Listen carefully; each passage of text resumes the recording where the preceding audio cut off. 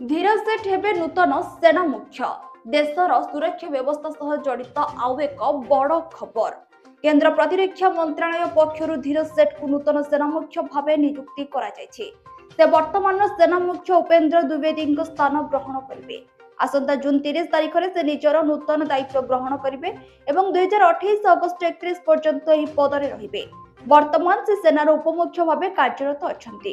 प्रतिरक्षा क्षेत्र में तांकर प्राय 4 दशंधि अभिज्ञता रही। 1986 मसीह से सेनारे जोग देथिले एवं दीर्घ कार्यकाल मध्य परिचालना रणनीति दक्षता विकास और सांगठनिक क्षेत्र में उल्लेखनीय अवदान रखिछन्ते।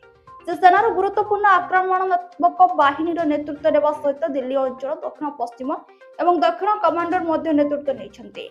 उल्लेखनीय सेवा पई से अनेक उच्च सामरिक सम्मान सम्मानित होइछन्ते। देशर सशस्त्र बाहिनी को आहुरी सशक्त करिबारे तांको नेतृत्व गुरुत्वपूर्ण हेबो बोली आशा करा जाउछि।